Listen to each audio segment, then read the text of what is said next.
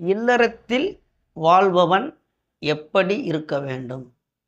சரி, எப்படி இருக்கணும்னு குறள் என்ன சொல்லுது? திருக்குறள் அப்படின்னு பார்த்தீங்கன்னா 41வது குறள்.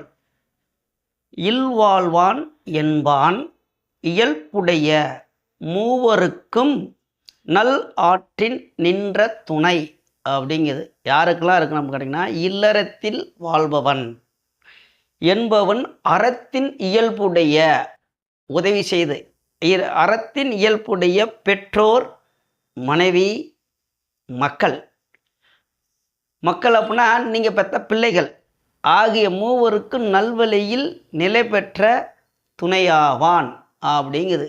அப்போ நீ இல்லறத்தில் ஒரு குடும்ப தலைவனாக இருக்கணும்னா உங்கள் அப்பா அம்மாவை முதல்ல கவனிக்கணும். அதற்கு அடுத்தபடியாக உங்களை நம்பி வந்த மனைவியை பார்க்கணும். நீங்கள் பெற்ற பிள்ளைவியை பார்க்கணும். இது உங்கள் பொறுப்பு அப்படின்னு